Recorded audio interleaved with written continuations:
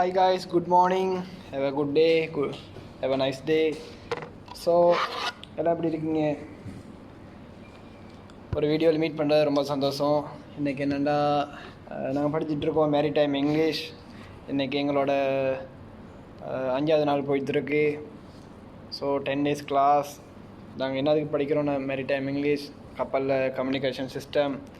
So different kind of people come on board.